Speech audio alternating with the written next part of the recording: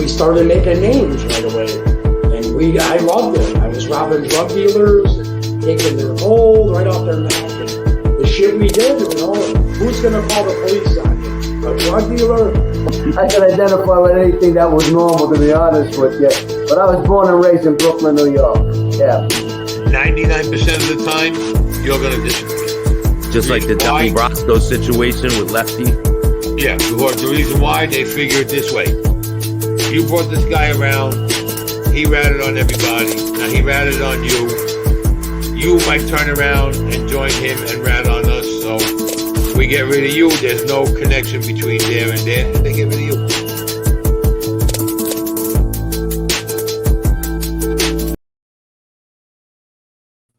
Welcome to another episode of Chatting with Staxx. I'm your host, Bill Staxx, and today I got Frank DiMatteo.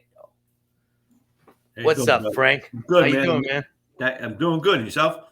I'm doing great, man. Good. Got a lot of great things going in the future, and I'm excited, man. Good. What's up, RV Docs? How you doing? I got some people coming in here.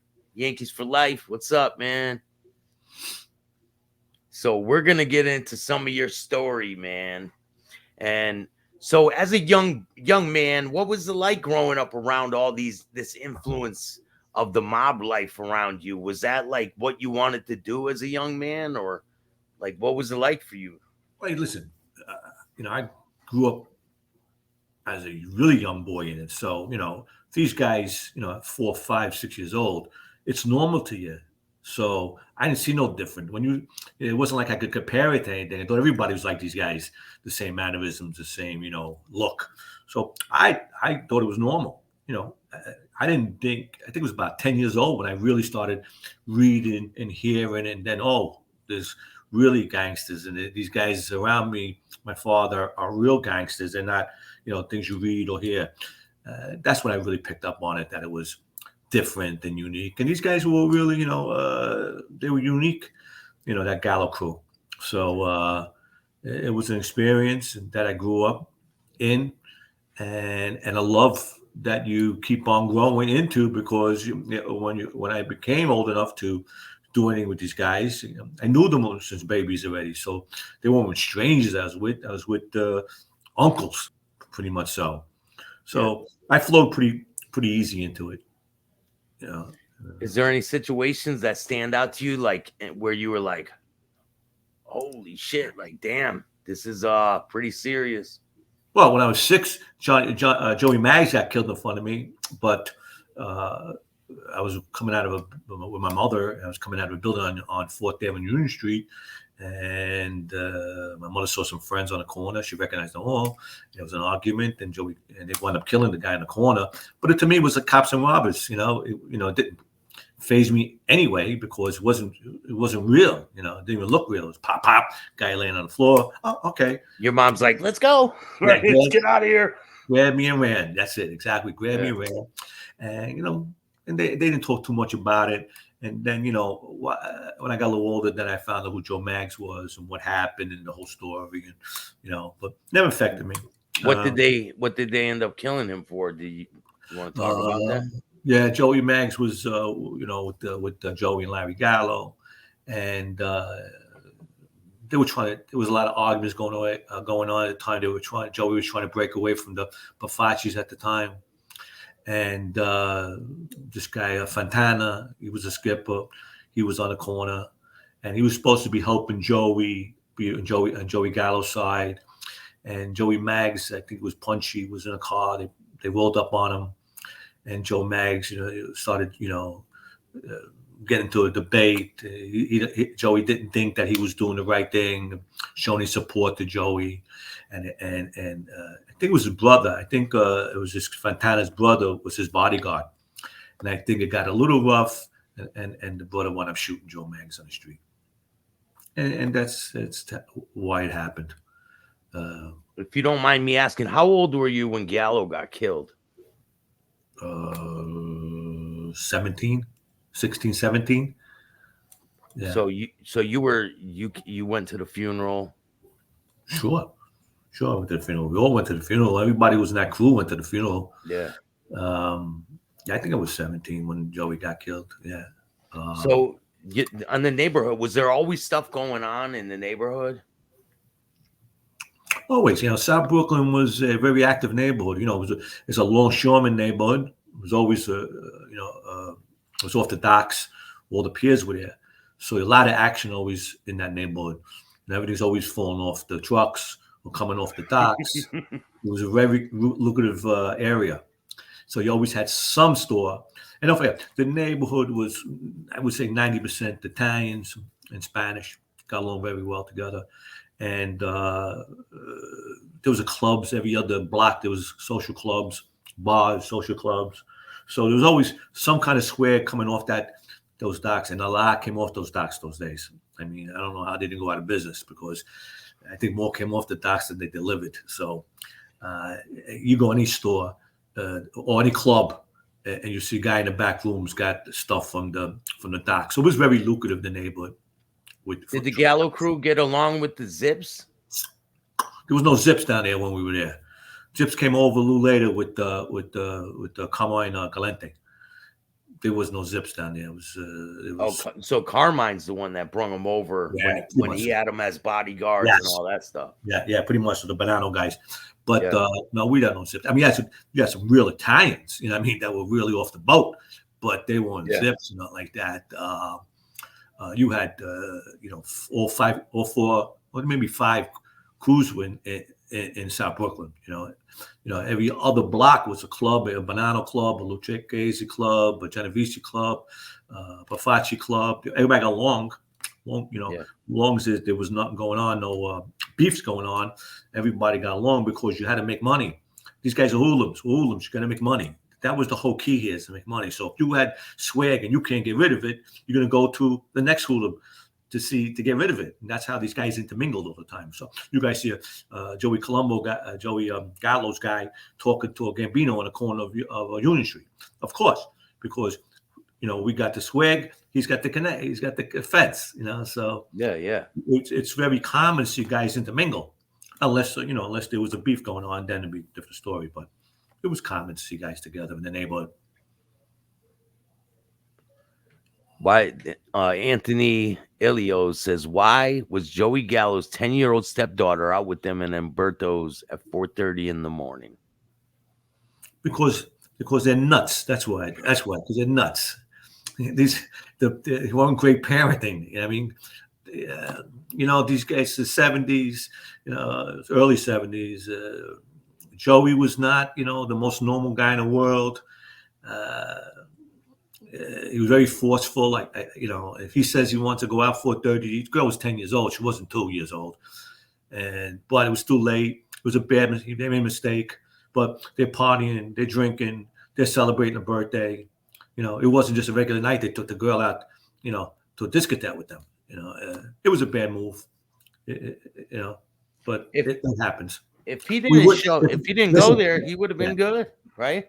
Well, I mean, there was an open hit on Joey. So if it didn't happen there, it could have happened the next day. It could have happened in front of the club. It could have happened, but something's going to happen. I'm not saying. Did they try before? Have they tried before? Oh, sure. They tried before he went to jail. In the 60s, they tried to kill him 2-3 times. And then in jail, they tried to kill him. And then when he got out fighting with Joe Colombo, there was an open hit on Joey from, then when Joe Colombo got shot, then another open hit on Joey Gallo. So it was always walking on a tightrope. But Joey had no fear, Gallo, and he says that they didn't have the balls to come after him, and it was wrong. But he had no fear. Pasquale wants to know, did you know Ruben? Never heard of Ruben. Was he down Pleasant Street? I don't know. Hello. Ruben. I know Ruben. I know a lot. I know a kid Ruben from Court Street. I don't know if it's it. DB from the Gambinos? No. So I want to talk about Mando, man. We talked about him before a little bit. Yeah. So do you want to talk about the day that they came around with the lion cub, put him in the basement, man? Yeah. Well, I tell that story. What happened was, Mando had a club on Pleasant Street. So Mando ran his own club. Yeah. Mando had a club. Roy had a club. Blast had a club. Joey had a club. There was 5. I think it was 5 clubs on the block facing each other. The whole upper Pleasant Street was all Gallows was owned by that whole crew. So Joey, somebody called. I think Georgie called up Joey Gallo and said that he had a monkey. And Joey said, yeah, go get the monkey. And they went and got the monkey. And they gave it to Mando. Mando was watching the monkey for about a week. And Joey came in one day. And Mando's ranting and raving. And Joey says, what's the problem? He goes, the monkey's throwing shit all over the place, right? So Joey says, get the fuck out of here, throwing shit all over the place. And the monkey threw shit towards Joey Gallo. Joey went crazy. He wanted to kill this monkey. Want to shoot this monkey, but he had no guns on him because he couldn't carry no gun. He was screaming to go get a gun. Larry comes over and calms him down and comes down. He says, I want the monkey out of here. But so they bring the monkey back up to this guy. I think his name was Georgie. He had a store in the city. So you could take that, man, and I'm not taking it. Yeah. I'm good. So he takes it back to his guy in the city, and about 2 weeks later, hold on. The guy, what's he got? An exotic pet store or something? Yes, yeah, exactly. He deals with exotic pets. Yeah, in the so city. Is at this time is Mando a made man? No. Mando's a midget. Yeah, but still, man, I've heard crazier Right. things happen, man. Yeah. I've heard crazier things happen. You're right. Yeah, exactly. Yeah. No, he wasn't a made man. He was Frank Punchy Iliano's cousin. He was related to one of the guys in the crew, Punchy, which was a high-ranking guy. That was his cousin. I think Punchy's brother and Mando's father were brothers, so they were first cousins. Yeah. So anyway, they had a club on the block and like that. And this guy George, I think his name was Georgie, calls up again. He says, I got a lion cub. So hey, Joey says, we're gonna go get it. So Larry and Joey ride to the city. They got this little cub. And they put it in the car and they drove back and they gave it to Mando. They told Mando to take care of it. So Mando would walk it on a leash down the block, come out of the club for weeks and stuff like that, and then keep it in the basement. And in downtown Brooklyn, you had these brownstone buildings, and in the street they had these cellar doors that open up. So you used to keep the cellar door open up with a screen in there. For years ago, they used to drop coal there, and in the turn of the century, whatever. That's what it was. Yeah, and then they'd be down there shoveling it into the furnace. Yeah. So all these stores had that. So they had a netting over it, and the line had a smell coming through it all the time. Because it was getting bigger and bigger. At one point, Mando couldn't walk him no more because he was as big as Mando. Yeah, but it was cool with Mando, right? He would he loved it. Hanging out with the lion all the time. It was a pet. They would kiss him, but it was getting too big, and Mando couldn't handle him no more. So Joey, before he got rid of him, a few people owed money, so he used to go rattle the chain in the basement, and the lion cub, whatever it was, used to come running up near the netting and stuff like that. It'd scare everybody. Guys used to owe money. If you don't, I'm going to show you down the basement. The stink was down there. Everybody get scared and make sure they pay the money. And for a little while, and then he just couldn't handle no more. And Mando called up the guy who brought it down. Says, I can't handle no more. And they took and the lion was gone. The lion was gone. But Mando had this dog, German Shepherd, right? It was 2 times bigger than him. Yeah. And he used to walk down the street, walking around the block, and he used to go pick up numbers because he was a bookmaker. That's what he did. And he used to put the numbers, the tick in the dog's collar in case the law stopped them. They wouldn't go to the door. They're not gonna mess with it. No, they would check his pockets, they would check his thing. He always used to hide it in the dog's collar. And that's what Mando used to do. Because that's what he used to feed the longshoremen in his club, drinking, and he used to bookmake. Has he ever had any problems where people were like, "I'm not paying him because of his size"? And No, because even though it was his book, he was part of that crew.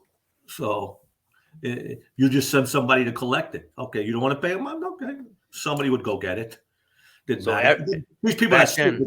They know Mando was with somebody. They know he wasn't just a guy in the street. So yeah, nah. But you'll always have somebody that didn't want to pay because that's just the nature of the game. Not because he's smaller.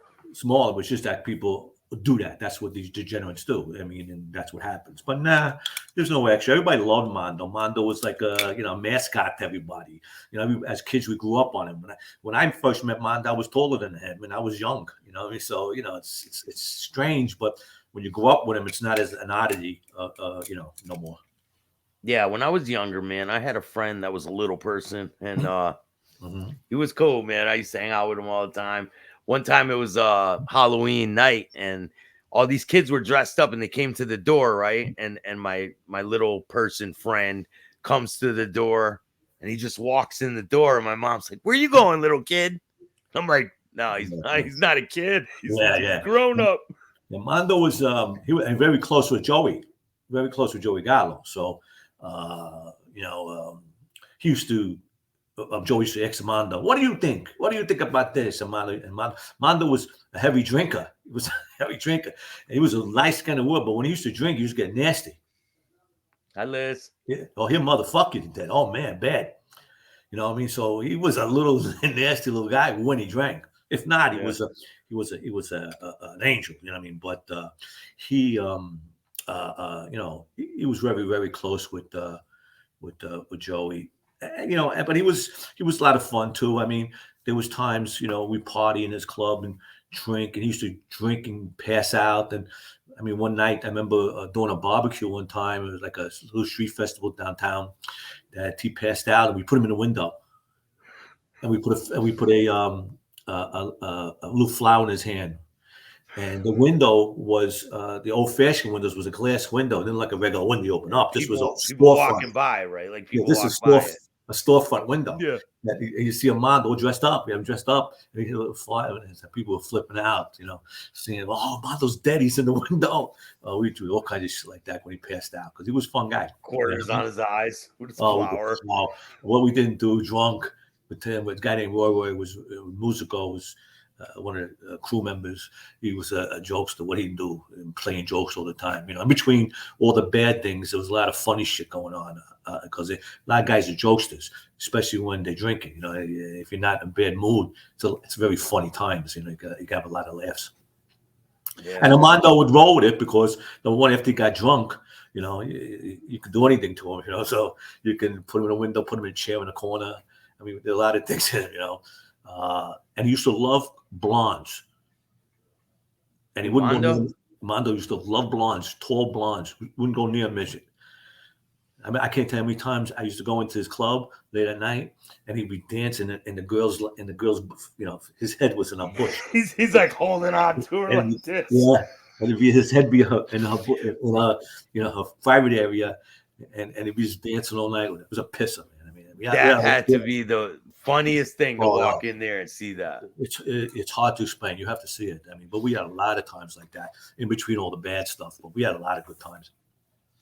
That's hilarious, man. Yeah, we had some good times. So what would happen when there would be scrimmages on the block, like people shooting or if someone altercation or something happened, would you guys all like get off the block for a certain amount of time? Was there like a certain way that you guys? Opposite. When we had trouble, we used to lock down on the block because we had, I would say, 6-8 buildings across each other from each other. So, and they were restaurants, they were clubs, they were everything. So we owned. They owned. Somebody around us owned one of them. So, and don't forget, after during the first war with Bafacci, the police came down President Street and they put barricades after a while. They couldn't get on the block no more. You couldn't get on or off the block for like 2 years. And then back when Joey got shot, they did the same thing again. They had a anti-crime squad was on President Street again, and they would close the street to only people who lived on a block allowed to go down. So you would almost have police protection while we're arguing with people, while people were shooting each other. They had police. So being on a block was like being in a safe house, So everybody would go to the block. There's tons of people out there, and the cops over on the corner. They're not going to come and shoot it up. No. Especially after Joey got killed, was the police like saturating the whole area? Oh yeah, we had 24-hour surveillance for 2 years. 2 years we had 24 hours. So 19 to from the day Joey Colombo got shot to a year after Joey got shot, the whole block was locked down. It was almost 3 years. The anti-crime squad was on the block. You couldn't go off without the block without being, from there. Who do you think killed Joe Gallo? Well, we know who killed Joe Gallo because the night Joey went to the Copa, we were with him during the day. He came down President Street to see the guy, see his brother, say hello, wish him happy birthday. And Albert said to him, "Who's going with you?" And he says, I'm taking Peter Greek and Bobby Bongiovanni, Bobby Dow. Okay, told him to take another guy or two. Joey said, "No, that's enough. I'll take those two guys. That's it." So, they go to the Copa, they drink and they do the whole thing. 4:30 in the morning, like the guy said. Joey gets hungry again and wants to go eat. They find this place. He wants to go for Chinese food. Chinese food restaurant was closed. They find a new place on Mulberry Street. They go in. Somebody spots them going in. Goes to a club next door because everybody knows there's an open hit on Joey. They go next door. They get a couple of shooters together. They call up Joe Iacovelli. Joe Iac, who was acting boss of the Columbus at the time, says, "Go kill him." And so they got a couple of guys together, and they went in and killed him. Now, when Joey got killed that day, you had three other people, three other adults there. You had actually four. You had Peter Greek, Dinopolis bodyguard. His girlfriend was there. Joey's sister was there. Joey's wife was there, and the little girl.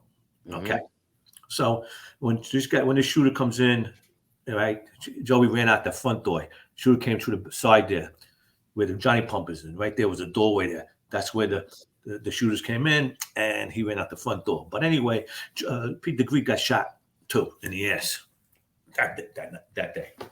So that night. Oh, he got shot in there? He got shot. Well, he was bodyguarding Joey.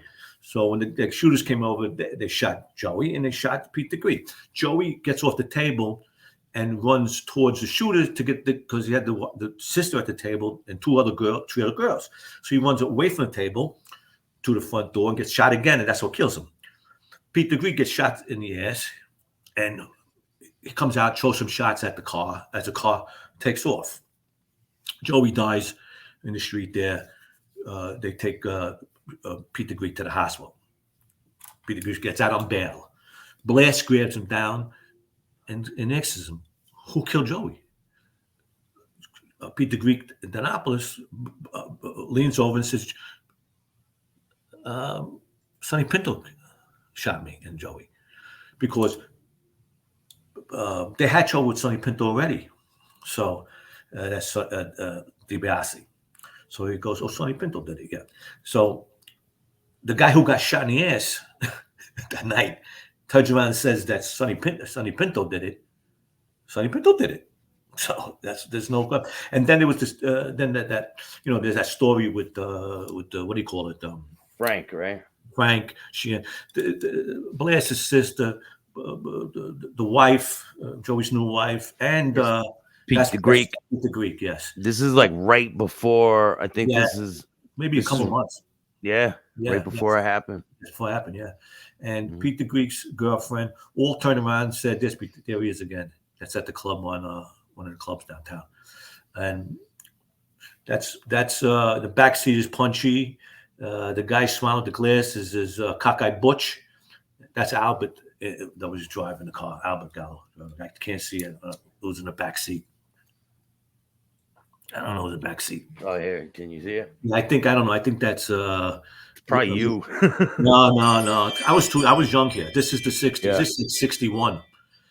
It's a nice car, man. Yeah. I think that's Louis Lollipop Carrera. I think that's what it looks like. Anthony Lollipop.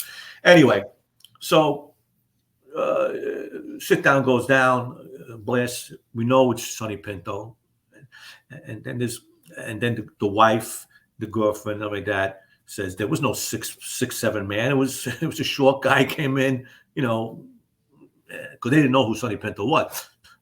Pete DeGreek knew who Sonny Pinto was because they knew each other. The girls didn't know who it was, but they said it wasn't no 6'7" guy. But, Frank Sheehan, you know what I mean? And he said he did it by himself. There was 2 shooters. So he lied either way, and it wasn't true. And that's how we knew for a fact, because the guy who got shot in the ass turns around and told who shot him. So that's why we know who killed Larry, who killed Doug. After Joey gets killed, is his crew and the people that were like close around him, were they like furious and ready to go for vengeance on the street? Of course, don't forget there was a hit on Joey and the crew already. So they were battling with the Colombo at the time anyway. Even though Colombo was a vegetable, it was a vegetable state that it was. I think Joe Yak and Carmine Persico was running the crew, so they were arguing anyway. That's why the hit was on Joey. So after they strained it out the next day, when we found out where it came from, even though it came from Sonny Pinto, you got to see who sent Pinto. So it took them a couple of days to reach out, see where it came from again, and then they found it came from the Colombos, and then they made up a hit list who they want to go after again, and then guys went in the street, try to find who they had to find. They shot some guys got shot on both sides, and I think his Chin and Carlo Campino came down, and they said this got to stop because it was too bloody. It was Joe Colombo in the parade, when he was doing the Italian American thing, Joey Gallo in with his kids in Mulberry Street. They said the heat was coming down too much, and so the big boys like Chin, Gigante, and Carlos said, you gotta end this. No more blood. You gotta end this. So they had to make they made a truce, an eye for an eye type truce, But was there still some people that were like, nah, I'm not going with that? No, well, you had to go with it because you're not bigger than those guys. But was there any love lost? No, they had to put their tail between their legs and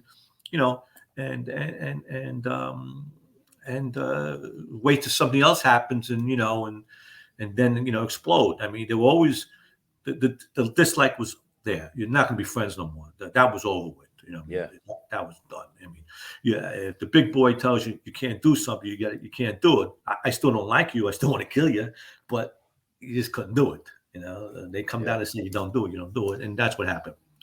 Do you think it's true? Was Matty the horse in the kitchen during the all of this? Matty Horse was standing near the register in front.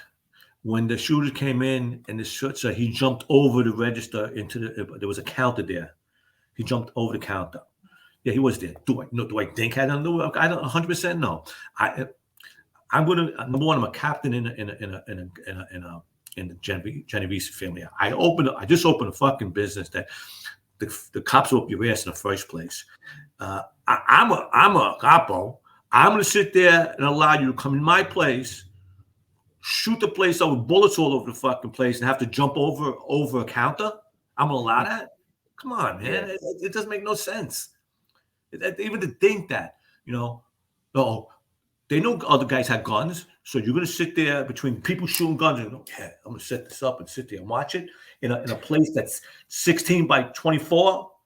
Come on. I mean, I don't have the sensibility. Would you do it? Would you sit there with people cross shooting each other, sit in the middle of it? Nah, they're not. They're just saying that. Yeah, I know. Well, that's what Pete the Greek said. That's what all came out because at first, that was his reaction. When he got shot in the ass and Joey got shot, you get crazy on this fucking thing because you don't know what's going on. Yeah, And that's what's funny. And he grabbed him and say, did you? I hope you didn't do this, because I'll fucking kill you if you did this. You just know how to react to it. You know, not that he thought so or really knew it, but that was a reaction. But it came out that way. And so that was the theory, you know what I mean, because of that. But it made no sense. No made sense. I know me. If you came in, number one, Dick Colombo's, he's a Genovese guy. You got millions of dollars in your restaurant, you're opening up. Oh yeah, come cool. Yeah, come kill him here. Yeah. Yeah, why stand here? But when you show them bullets. Come on. Yeah, man. but don't get me though. Keep me out of the crossfire. Yeah.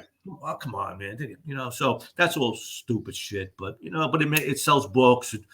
We're talking about it, you know. So it's, you know, it's just, yeah. I mean, listen, man, this mob stuff is really interesting to people, and they're really, it's starting to take off more and more.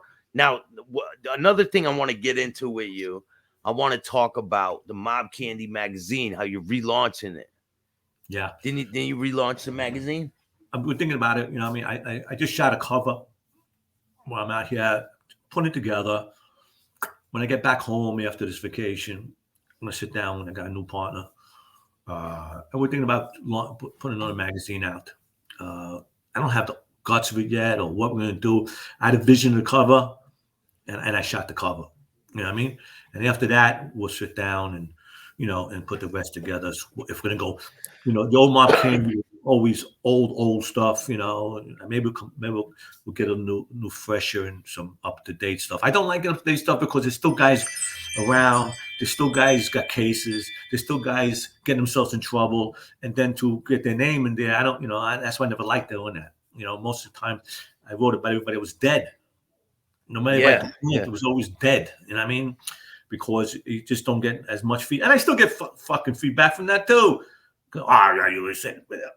I mean, even if they're dead, you're still gonna get that. You know, I mean, I get a call. I get a call one time. Somebody says, "Well, you mentioned something bad about I think it was about my cousin, my brother, my husband. I don't know, something like that." I go, "What?" I said, "You called Campeche? Did you call the Daily News? I got it from the fucking Daily News, man. You called Daily News and bust their balls? Do you do that?" Man. Yeah, no, that's, listen, man. Campeche up, whatever his name, Michael, whatever his fucking name is, Long Island. You call him up, that guy with the cops that gets all this information. You don't call him up.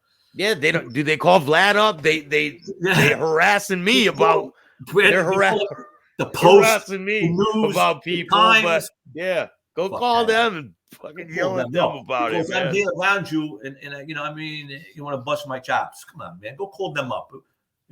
You know, so you always get some kind of static. I told one time, I said, I'll go with you. You know, I'll go with you. Let's do it. So here's one of your old covers, Rene Graziano on the cover. Yeah. People really liked your magazine, man. Yeah, we did well. It did really well. I just couldn't handle it no more. I just couldn't do the work no more. I was getting, you know, I started when I was, 55. And I was younger than 55. By the time I was 65, I was fucking tired running around, you know. A lot of work putting that together. You know, any magazine, they got staffs of 20, 30, 40 people. Yeah. We did it with 6. And we put a good magazine out, you know. It was a really good one. Yeah. Man. So we broke our ass. It was a lot of work, man. You know, it was a lot of work. I mean, we all enjoyed it, but, you know, and then the print started getting out of control. You know what I mean? It was all cash. You know, I was laying out money. And then these distributors, they pay you when they want because they're worse than Gangsters. You know, they say, "Oh, we pay you every 6 months." I said, "I got to wait." And you have to give them 2 more issues before you. So I got to go for 40,000, 80,000, 100,000. Wait to get a check. So you're putting all this money out, and then you're just waiting. And you're waiting, and then they give you drips and drabs. And then what they do is, well, we're going to deduct this for returns, and we're going to deduct this because we gave them a credit. Well, you know, don't go see what you got to see. You know, and I just got fed up. You know, I said, you know, I started writing books I can control. You know, yeah. And I said, you know, I created that thing. I'll create something else. You know, I'm always good that way. You know, but a lot of people, like you said, a lot of people asked me about the magazine. So I grabbed somebody just for help because I can't sit by myself and do this. And I said, "You want to go?" He goes, "Yeah." When you get back from Florida, we'll sit down and talk. I said, "Well, good. I shoot the camera. I shoot the cover while I'm in Florida because I got the photographer out there and the models out there. I said, you know, they want to do it. And I got this great idea for the cover. It's gonna blow you away. You see the cover? The new one? Do you see the shot for the cover? No. Did I? No, I don't think so. I gotta show you the shot for the cover so you know where I'm at. So I said, you know, let's start it off, and then when I get home, we can, you know, actually put it together of what we do. So yes, we're gonna come with another issue, probably towards the end of the year. I'm definitely gonna have you out in Vegas, man. When I go out there, I'll have you out there for an episode on my show, chatting with Staxx. We can go out, I'll bring you to the casino, and yeah, good night on the town, man. You just give me ample warning, man. So, yeah, where's my pictures? Just give me ample warning because you know, I'm always doing something, but it'd be interesting. I might do an issue on maybe down South Brooklyn. You know, I did Chicago. I did Vegas already. You could do Connecticut. Yeah, I didn't do Connecticut. I didn't do Rhode Island, Boston area. They're very interesting, you know. So, I mean, there's a lot of places. I got a ton of material, you know, that I can put together. I got some good writers that's still around. Some guys flaked on me, but there are other guys that still want to do it because, you know, it help. I don't think it's the $50 that's going to help them, but it's going to just the what do you call it? How do you say it? The just being on it and being involved with a magazine. To have your name and like associated with something like that. That's pretty good. That works, you know. So it you know, it all helps. It helps everybody all the way around. I got a picture I got to show you. Gianni wants to know, Staxx, ask him if he ever saw Bob Dylan come around Pleasant Street Boys, the Pleasant Street or Joey Gallo. No, Bob Dylan never came on the block, but we had so many other guys come on the block. Woman, what's her name? Judy Garland used to come often. Oh God, Helen Reddy used to come down the block. Casey and the Sunshine Band used to come on the block. Hunts Hall from the Bowery Boys came all the time. We had Jimmy Rizzo used to come all the time. Would they just come to pay their respects or just come and hang out? They love gangster shit. They were friends with either Joey or even before Joey, were friends with Roy or Punchy. Punchy was good friends with Shelley Winters. You know, he was good friends with. So Shelley Winters came on the block. We had a lot of girls come. A lot of people come on the block. We had oh Christ. I mean, we had celebrities up the ass on the block. Any given weekend, there was someone there, you know, saying hello, hanging out. You know, we managed some of them. You know, we helped manage some of them careers.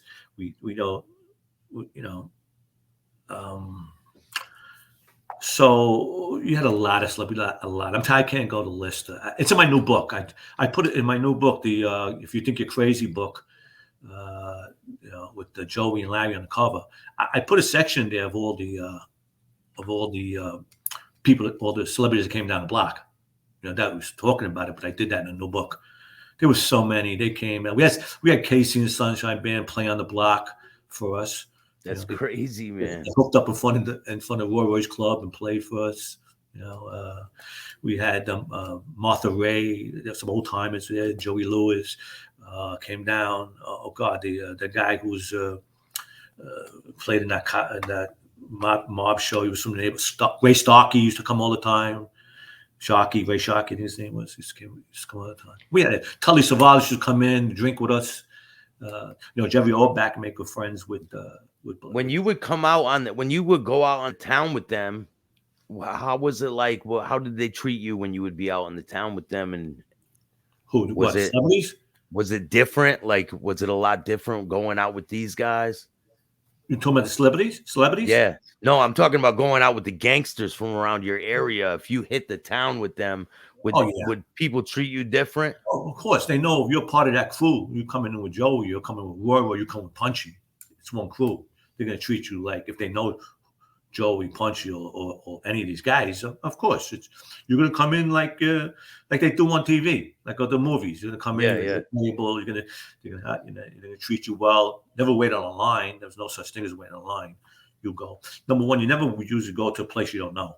I never, someone always recommended or knew you had somebody there to get you in and stuff like that. So Yeah, because all it's these- your all close these- association. You yeah. don't want to be in somebody's club that you're not Well, associated and with plus, them. that's a big that circle. Everybody is involved and knows somebody in that circle with these clubs years ago.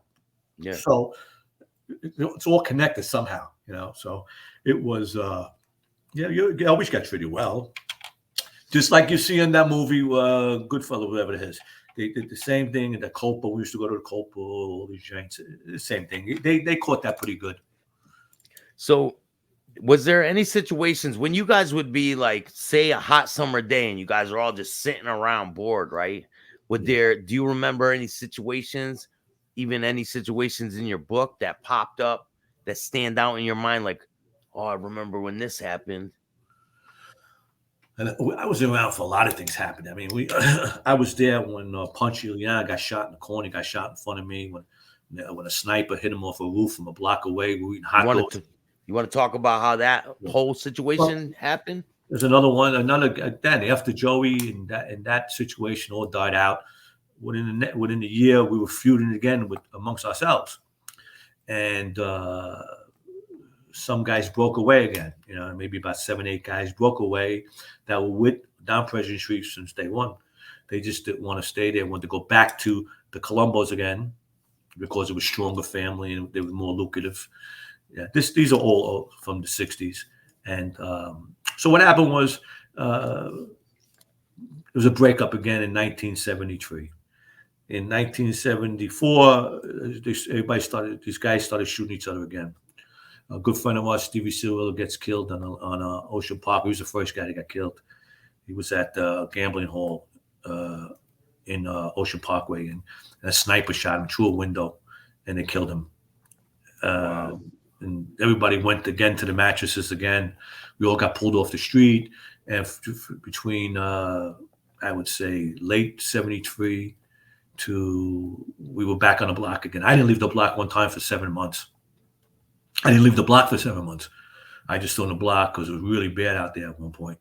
And they killed Steven. And there was guys out looking for the shooters. And a couple of guys on that end, the Columbus got shot. And was there a crew that you guys' crew didn't like the most? Would you guys be like the Gambinos? Anybody in the whole Colombo clan didn't get along with us. Anybody who's in the Colombo family, if it wasn't Joey's crew, any other crew in that family, we didn't get along. Yeah. So it was Joey's crew and that's it. Joey's crew it was 500 guys against 40. That's what it was. Man. There's a few guys in between that were sympathetic, that really didn't care. Like Sonny Francese was good friends with my father all through the thing. They stood friends because Sonny stood neutral. There was a couple other low-key guys, but made men that stood out of it. But there was a hardcore of a group there that hated each other. They just hated each other, and that's it. They're going to kill each other or try to kill each other. And that would be Carmine Persico's inner really crew.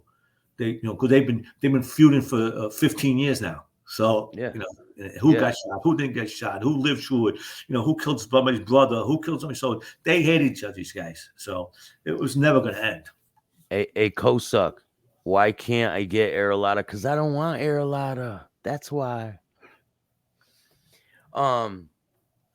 So, damn, I had another question that I just wanted to ask. So, do you think that Joey Gallo had too much power for the crew that he was in? Do you think that he had too much, and that's what got him killed? Well, Joey's a renegade in a family. So, number one, you can't do that. Number two, he was trying to get together other captains to go on his side to go against again. He's a thorn no matter what. He was a renegade and a thorn. He didn't believe Joey Colombo should have been the boss because he was in jail when they voted him in. So he says, I never voted him in. So he never recognized him as the boss, and he wanted to be boss. So wasn't strong enough. Enough guys. Got 40 guys. It's 400. It's crazy that he even lasted that long. But they had a lot of shooters. We had a lot of shooters in the family, and they also did too. It was just you can't catch each other. The situation's not there. There's all level head guys in between that trying to diffuse this. Not everybody wants this to happen. But there was a core of guys that are just going to kill each other no matter what. They're just waiting to kill each other, and it's going to happen no matter what. Yeah. And that's how it turned out. These guys broke away. We wound up going to war with each other. 5, 6, 7 guys got killed again, and it got real hot again between 73, 74. Got really bad again. Beginning of 75, they shot Ponchigliano. He lived. They shot Louis the Syrian. Was a consigliere for Blast now because Joey's dead and Larry's dead. So Blast was running the crew, and these guys broke away. And they were just dropping like flies at that point, And what happened was Chin came down. Chicanti came down and said, "This is no good, man. This is not, you're bringing heat to everybody." Because you guys are shooting each other middle of the street. They were shooting straight in the middle of the street. They were playing like cops and robbers. They were out of their minds at one point. Guys were dressing like girls. They were out of their minds. They were, Yeah. And Chin came down and said, so Chin arranged for the Gallo crew to get released from the Colombos. Really? Yeah. And that's how it all ended. The whole story ends that Chin, Blast, and whoever Punchy and whoever's there goes under the wing of Chin. Chin. They go with the Genovese family, right? And they get released from because the Columbus don't want them. Oh, good, let them go. Yeah, they're like fuck it. So they were they were jumping and dancing. Do they lose their interest when they go with the Genovese family? Do they lose all their interest? They lose everything. That's it. But you keep what you got. That's legitimately yours. You know what I mean? But anything else, there's no more, interaction, no more. There's no more. You got to split some things. You got to sit down. And if you are, legitimately to have things to split, but and then you got to be spoken for. When you get released from the Colombos, Chin wanted to know you had to be registered or claimed or spoken for. So and everybody who's walked away from the family had to be spoken for. Like I had to be spoken for. Andy Cumbadil, I think Frankie Prosciutto was alive at the time, and there was a few guys still. Everybody's dead now, except me and Anthony Cumbadil. And you had to be spoken for. That means that now you're under the wing of Chin, and then all that shit that in the back they leave you alone. So any arguments are over with, anything like that, and you can't bother them either. From this moment on, no matter what happens, if they killed your friends or anything, you have to just deal with it, move on. That's it. It's business. That's it. It's over. No more bloodshed. No more getting even. No more nothing. You had to, that's it. You didn't do it before. You had time. You had 2 years to go. You had 2 years to do it. You know what I mean? Now you didn't do it in 2 years. Now it's over because now you're bringing heat on me and everything. Now I'm telling you, it's not working no more. But I bring you in with me because they didn't want to. The Columbus were happy the day they got released.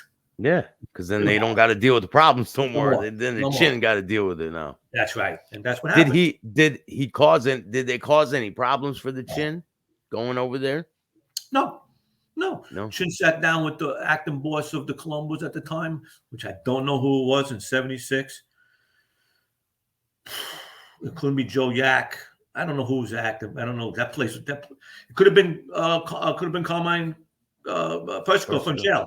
He could have been out of jail in jail at that time. Could have been out, and they sat down. And they sat there good. They were happy to get rid of them. Yeah, Armchair NBA says I heard Frankie Diaz association with the Cavalcante family. Yeah, is that true? After we got released from Chin in '91, we wound up going to Jersey with Sammy the Plumber's crew. Yeah, we did, but that was. Almost at the end of everything, Sammy the Plumber, and his wife. We were we from 76. We still with Chin and Blast until 99, almost 90. Well, just before that, what happens was I catch a drug pitch. And How did they catch you? Do you want to explain what happened? No, it was just an undercover. There was a rat and a CI on us. Somebody approached us and wanted something. I wasn't doing it, but I'm going to go hool him. You want something? I want to go find it for you. That's what we do. So I went and reached out. And this guy wanted a package. I went and get it, and we wound up getting pinched. It was a setup. It was all set up with a confidential informant and stuff like that. I wound up going to court. I beat the whole thing. 19 months. I beat the case. But you had to sit. You had to sit there, right? Yeah. Oh yeah, I sit there. Yeah, I was on $1 million bail for 19 months. It was a bitch. Facing 5 25 to life charges, and it was bitch. But anyway, what's his name? Chin finds out that we get pinched on drugs. He don't like that shit, man, right? It's a fucking no. It's a no. So, no. Yeah, he's telling people he wants to kill people if they get caught. So you're dead. Are you scared at this point? Probably the most scared of my whole life. I got shot at. I wasn't scared at. I went to do things, never scared. I said, "Oh boy, we're in trouble now." Have you ever had the Chin pissed off at you before this point? No, because he was very close to my father. Chin's very close to my father. They were really, really close. So how did the whole once you get caught? Yeah, I had to hear this. Chin goes to Blast because we're with Blast, with Albert. Albert turns around and tells Chin, he goes, technically, he's not with you. Technically, Ricky's my friend. And he's a renegade. So he has all the right in the world to do what he wants. So Chin looks at him and goes, you're right. He goes, but don't have him around. Because it'll look bad. He goes, just let him go. Make sure he's not around. So Blast calls us in. Go to meet in New York and explains the whole thing.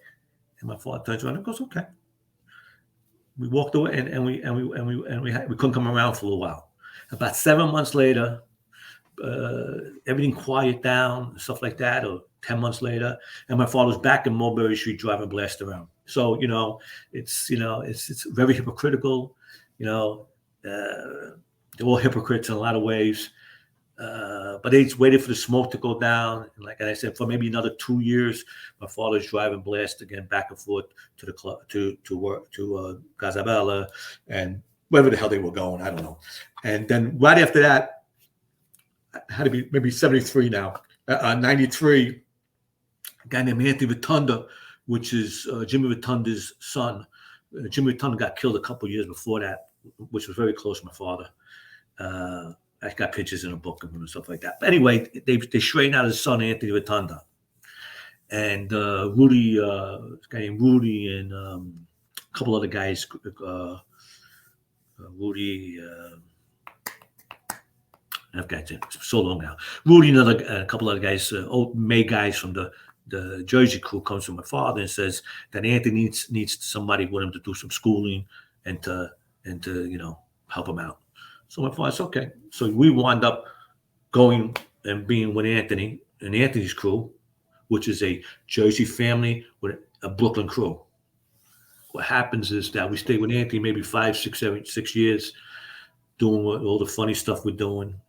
1999, everybody gets pinched in that Jersey crew. Boss for drugs, or was it murders, everything, everything you can think of. They get 100. I got it's in one of my books. The diamonds in my books. There's a million different things. So anyway, the whole family gets arrested. All the boss and the boss, all the captains, consigliere, the capos in Brooklyn. Everybody gets arrested. Anthony's in like I would say December 1st of '99. So everybody's in the can. Anthony's in the can, and I think it was January 2001. We find out that they take him out of circulation. So when somebody gets taken out of circulation, we know that you flipped.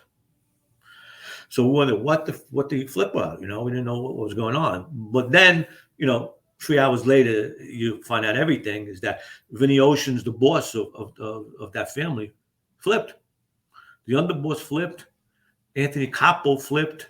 They had like 5 guys, made guys flipping that family. And what they did was they ratted everybody else. They ratted on Anthony Rotunda, a good friend of ours named Jimmy Gallo. He got ratted and picked up. And what happened was most of these guys copped a plea. They went into a witness protection program and they testified against Chin and Chrissy Tick and all those guys, Chin. And what happened was, out of all that goes out, the one guy that gets a life bid on it is this guy named Jimmy Gallo, because he was on one of the killings with these guys. But everybody else on it all flipped and all went their merry way. Wow. And that's all. And what happened was, when they took Anthony at the population, we were a Brooklyn crew at a Jersey family. The whole family was upside down. Nobody knew who the fuck nobody was. Everybody was flipping. No one knew who no one was. No one came to Brooklyn and asked who you are. So my father turned around. There was another friend of ours, a couple of friends, I can't mention the name right now, that was very close. They called him in. When they called him in, he thought he was going to get killed, number one. And I told him, you're a real asshole. You shouldn't have done. You should have went, You know what I mean? But he went anyway. Anyway, and they just released him. They released everybody. They said, we don't know you guys. Everybody's rats. And this, we don't know what Anthony's going to say. We don't know what this Anthony Capo's going to say. Vinny Oceans is the boss. He's flipping on all of us. We don't know you. You know what I mean? It's like he says, if you want to get, they released him. So he came back and they said, whoever's in Anthony's crew got released. And that's the last time I ever saw anybody. Within 6 months, they let you walk, basically. 100%. My father turned around and said, don't say nothing. If anybody calls you, don't answer the phone. He goes, I'm moving to Florida. He goes, if they call me, I come. If they don't call me, it's over. He moved to Florida, and then we never spoke to nobody again. Have you ever there was nobody ever saying like, don't tell these stories. Like, why are you going on podcasts? Why are you going forward with any of this type of stuff or the book? Dead. Everybody writing about is dead. Even the guys we're talking about now, all in witness protection program. They're yelling at me for. They're in the witness protection program. Everybody else is dead. There's no one that anybody I talk about is dead. Yeah. You know what I mean? And I don't talk about Sammy. I don't know his business. You know what I mean? So everybody asked me, man, tons of people. Do you know Anthony Raimondi? You have to fucking no. Okay. Gotta ask, man. Yeah, man. God. I don't know Anthony Raimondi. I've met Anthony Raimondi. I had lunch with him because Tony Napoli asked me to have lunch with him before he passed away, Tony Napoli. And I sat down with Anthony, and Anthony told me the story, what he wrote the book about. I don't know if anything's true. I don't know if anything's true.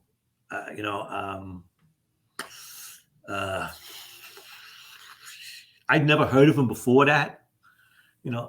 I asked a few people about him that they're not, he was with the Columbos there like that. And I don't really talk to no Colombo people, but there's a few friends that would just, knock around here and there that went over there. That know people, have a cousin and is still over there. I said, you ever hear this guy? He said Tom DeBella was the acting boss at that time. Remember we were saying who was the boss at that time? Could be. DeBella. I just don't know him. Doesn't mean because I don't know him doesn't mean shit, because I don't know a lot of people. You know what I mean? Don't forget, he is a different family, different crew, a different era. Yeah. I mean, so in fact, could he be telling the truth? Could he be dead? I don't know. I mean, only he knows that, and God knows that, man. I know nothing about him. I met him. I had a good lunch with him. It was a great stories. Yeah, he's a character, man. Yeah. Shout out to Anthony. Do I know anything? Nah, you probably you guys on your blog know a lot more than me. And I was into life, and I don't know. I don't know him at all. I don't know. I don't know. I don't know. So I don't know if anything's true or not true. I mean, like I said, he knows. Well, I want to thank you for coming out, man. I always have a good time when I bring you on, and I'm gonna invite you out to Vegas and have you out there and do some interviews, and be a good time, man. You got it. I'm here. I sent you a picture. Take a look at it when you get a chance. Where did you send it? I sent the email you sent me. The same email you sent me to go on the what do you call it? The link. Did you get it? No. Didn't come true? No. Yeah, it says from Mob Candy to Bill. No? It'll probably pop up after I get off here. Okay, take a look at it. Give me a call. I will. All right, thank you guys, man. You guys been great. And do you have a link? Can they check out Mob Candy magazine? Well, I got the website mobcandymag.com. You get any old stuff I got, the magazines left, and all the books I write is on there. Yeah, so go check his stuff out and go check his books out. And if you see Anthony Monday, if you hear from him, tell him I said hello. He's probably watching, man. Tell him I said hello. Hello. This is one of his books. Go look it up. Check it out. This is the other one, right? That's a new one. Yeah, I got tons of photos in there, man. I like this one. I just really like this one. Yeah, I'm gonna get a copy, man. I'll order it right after we get off of here. Yeah, it's on the web. Thank you, man. I appreciate you. Thank you. Give me a call. I'm around. Company Gangsters and Cigars this is Anthony right here. Comment. He said, "Tell Frank he had my company Gangsters and Cigars in his magazine." That's right. That's right. That's right. Yeah. He did. But that's before I knew he was a gangster. Yeah. And Joe, what's up, man? I'm from Connecticut. Yeah, go check out these books. All you got to do is Amazon, right? You can get these books Amazon. Amazon or through my website. The website's probably easier. mobcandymag.com. Well, then again, if anybody wants things signed, I could sign it on my website. You get it from Amazon, that's it. I can't do nothing for you. I need a signed one, man. And mobcandymag.com. I don't have it. You know, the last one you showed is a month in backlog already. What? Yeah, man. Yeah. And my book will be out soon too. Get in the bathroom by Chatting with Staxx. That's it. I like that. Put them in the bathroom. All right, man. Thank you, man. Make sure you hit the like, subscribe, and notification bell so you can get my videos every time they drop. You want to give anyone a shout out before we go? No, just, I thank everybody for listening to these things and giving me the platform. And, and just I want everybody to think, just to know that I don't bullshit. I tell you the way it is and the truth, So you don't have to worry about me making stories up. Trust me. Hey, love it or hate it, you're going to get it. And regardless, whether you like it or not. Hit the like, subscribe, notification bell. And I'll see you soon. Thanks for coming on, man. I appreciate you.